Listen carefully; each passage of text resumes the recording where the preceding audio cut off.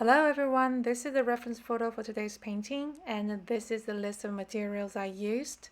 And for a full list, see comments down below. So first of all, we are going to do a quick sketch. If you would like to skip this section, just jump over to the timestamp for the painting process. So I would like to explain my thinking process for choosing this photo. I think this photo requires minimum amount of drawing. So if you don't have a lot of experience in drawing and sketching, this type of painting only requires you to draw some outlines, and you don't even need to be concerned with whether I'm drawing the straight line, whether this looks like this or that, because in nature, I'm sure you can find a shape of rock that is like what you draw. So you don't need to strictly follow the shapes of the objects in the reference photo. It's just for reference. So I'm done with the sketch. So now I'm going to wet my paper thoroughly. And there's some dried black paint around at the corner because of my last painting. It's not a problem. Just use a lot of water to wash it off. So now I'm mixing the color for the sky. I use Mars yellow, transparent orange, and Chinese white.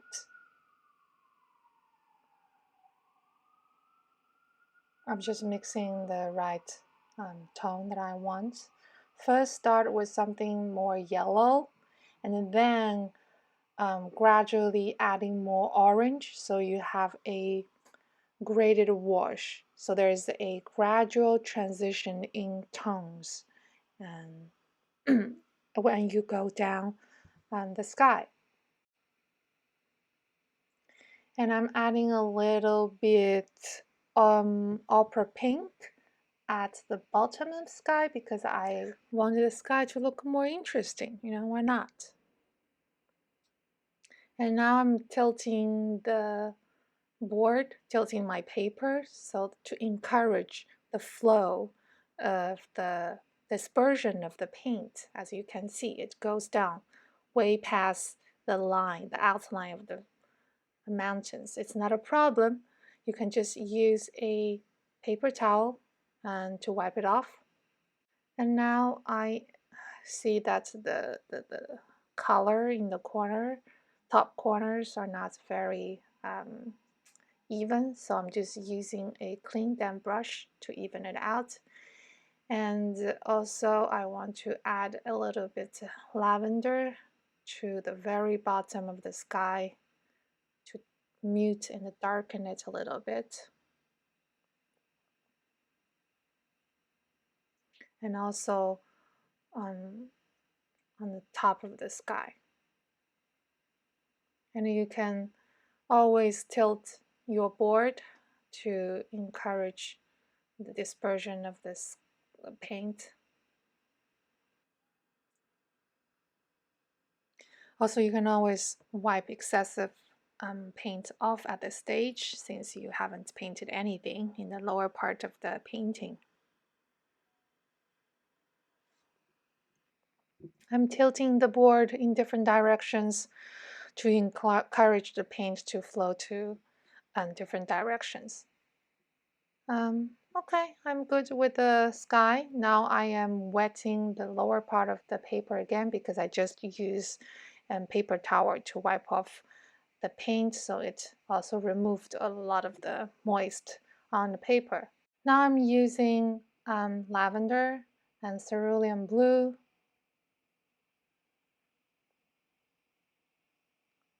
a little bit cobalt turquoise, and I added a little bit flesh tint just to mute it.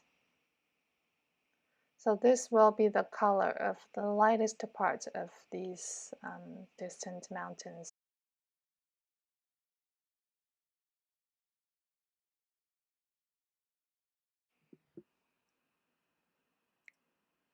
Now I'm adding more Cobalt Turquoise and the raw sienna and keep painting. I didn't test out possible color mixture before painting, so a lot of this is me figuring out what colors to use on the spot. Add a little more cerulean blue and French ultramarine to paint the sea. Since the color is going to dry at least 15% lighter, I am making it much darker now with a thicker mixture of French ultramarine, cobalt turquoise, and a little bit flesh tint to make it grayer. So now I'm just going to apply it in the bottom part of paper, and I'm tilting my paper so that it flows upwards. Now I am using my rigger, and I'm going to mix even thicker and a darker mixture to add some ripples, like darker lines, into this still wet mixture. And I'm using French ultramarine, cobalt turquoise, and a little bit Payne's gray. So this is very dark and thick. So now I'm just going to apply it horizontally.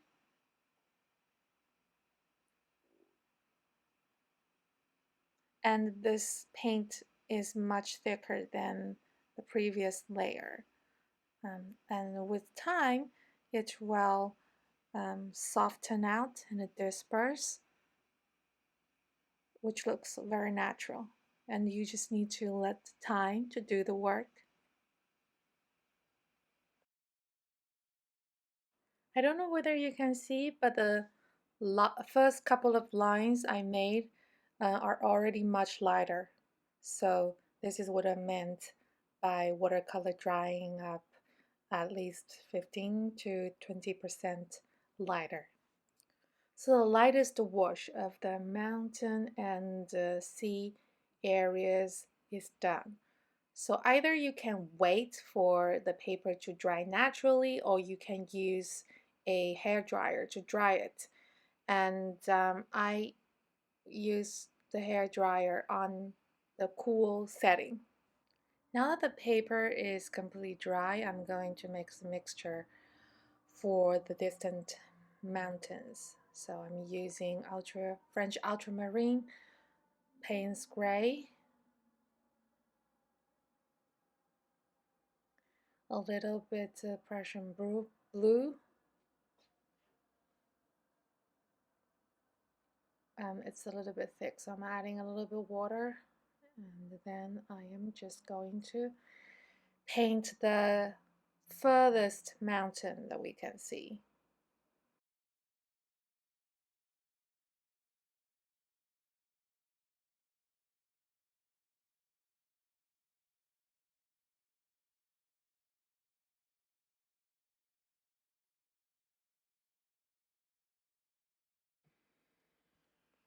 As you can see, because the paper is dry, so your brush strokes are creating hard edges, which doesn't look like the misty seascape in the reference photo. So what you can do is dip the brush in water and just use a very damp brush to help smooth out the hard edges. Just use quite a lot of water.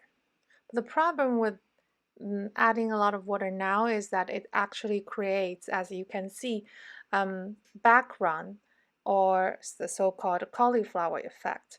But you can still rescue this because the top of the mountain is actually darker, so you can still add thicker and darker paint on top of it to remove this cauliflower effect if you don't like it. As you can see, when I go in with a thicker, darker paint on top of the mountains, now you don't see that line, that created by the background anymore. So don't worry when accidents happen like this in the process painting. That we can always figure out a way to solve the problem or not.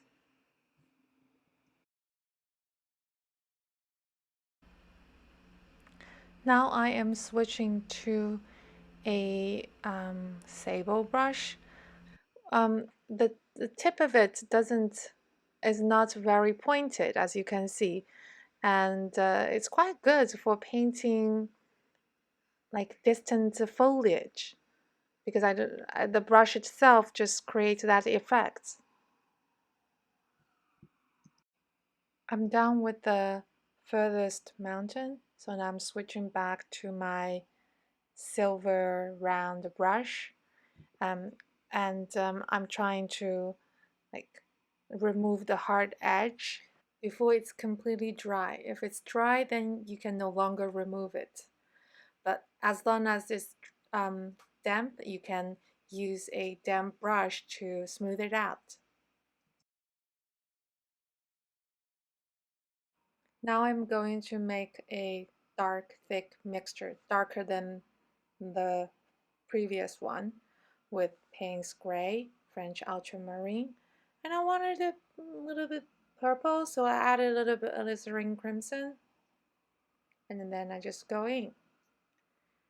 And after my brush touches the paper, I realize I might have made a mistake because the paper is damp. That part of the paper is damp. So you can see the edge of the mountain, the outline of the mountain is fuzzy.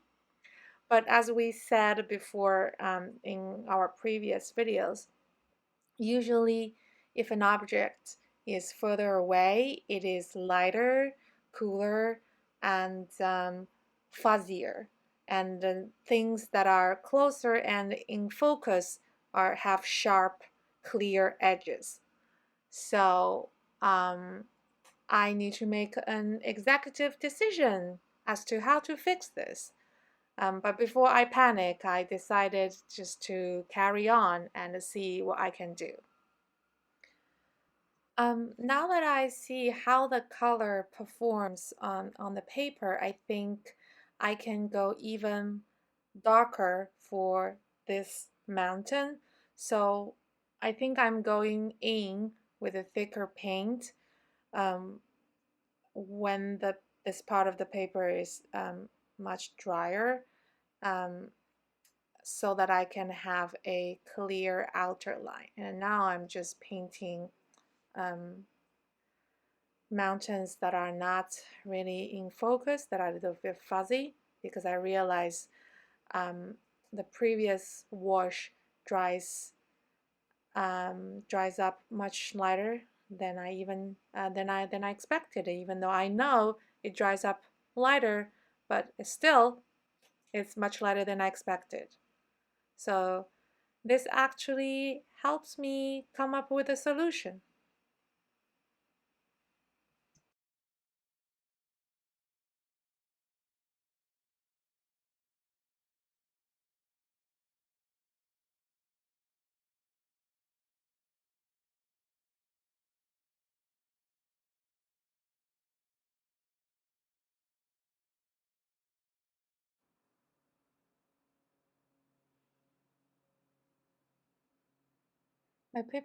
My brush is quite dry, and I just dip it into the dark, thick paint and go in to strengthen certain parts, make them clear, sharper. Because this part of the paper where the mountains are is still damp, so all these brush strokes that I'm adding to it will eventually become softer and fuzzier. Depending on how wet the paper is, the brush strokes you make will like completely dissolve um, on the paper or have some fuzzy edges.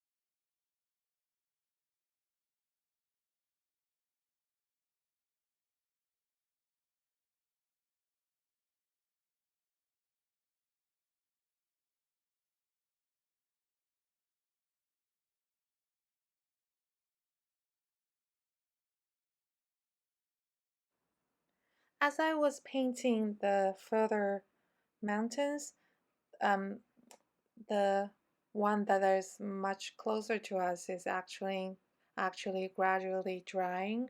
So I'm using a very thick mixture, and I'm going in, trying to make the outline of this mountain much clearer. As you can see, my brush is quite dry. The paint is very thick because I want this to be very dark.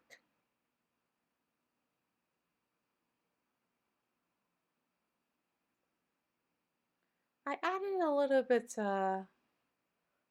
Chinese white to the mixture, and I'm painting those rocks that goes in further into the sea.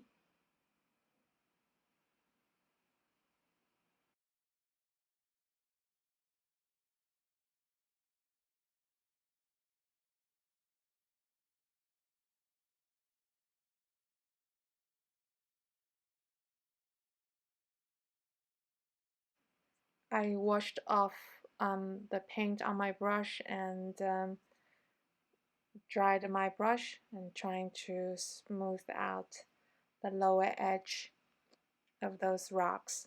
And I'm just swiping my brush across the paper, making some horizontal dry brush. Now I'm making the same thick mixture with French Ultramarine, Payne's Gray, and a little bit Alinzarin Crimson. And I'm going in to make the outline of this mountain even clearer.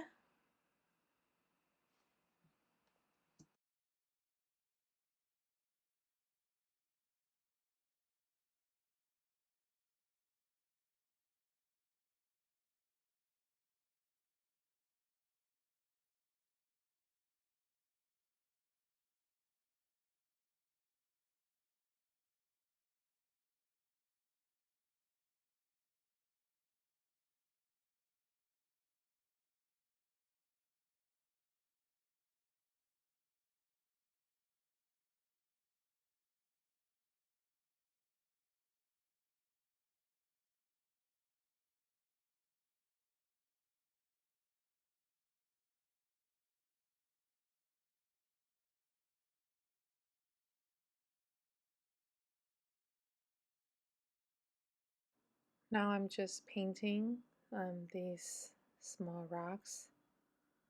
I'm trying to make them different from each other.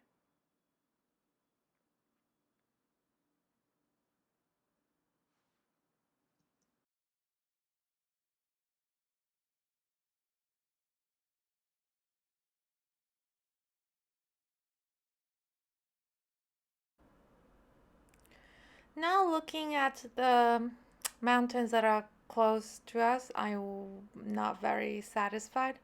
So I just dipped my brush into the water and squeezed the water out of my brush onto the paper, and in order to force some background and creating some interesting effect. This is the experiment, you know.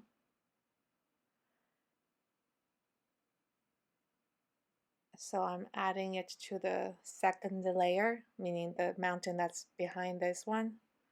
I'm tilting my paper in order to encourage the water to run into different directions. But that part of the paper is actually dry and the water is not flowing. So I can also um, guide the water by damping certain areas with my brush.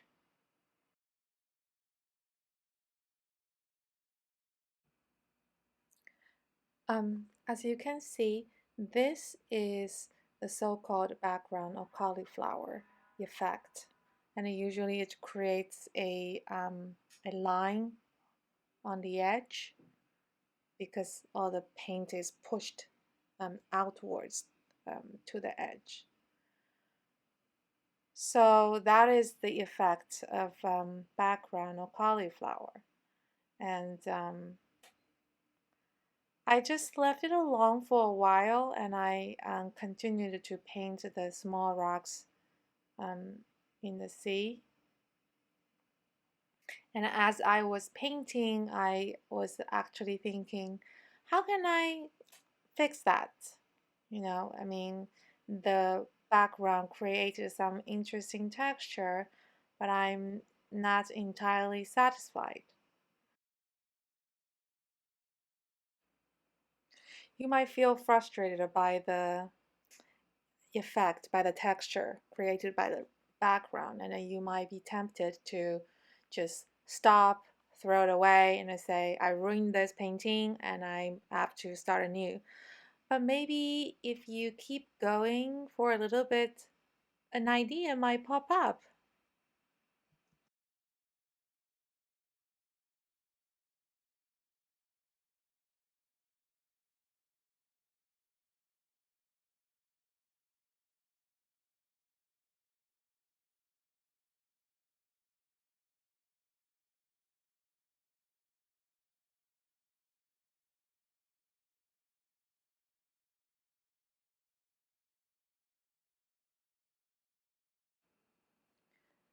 I came up with an idea, so I am going to use salt to create some interesting effect.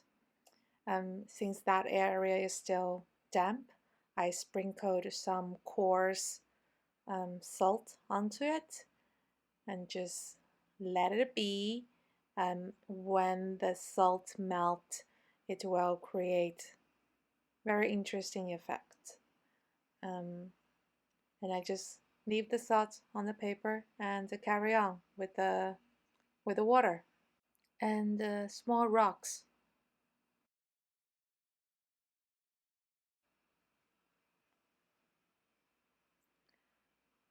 I dried my brush with a paper towel and I'm dipping it into Payne's gray and to make these small rocks um, even darker. And then I am going to make some horizontal dry brush.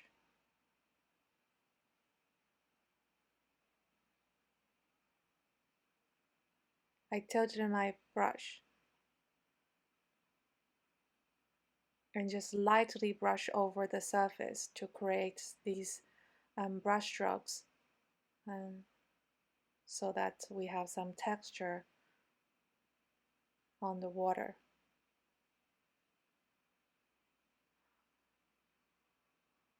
And here the brush needs to be quite dry.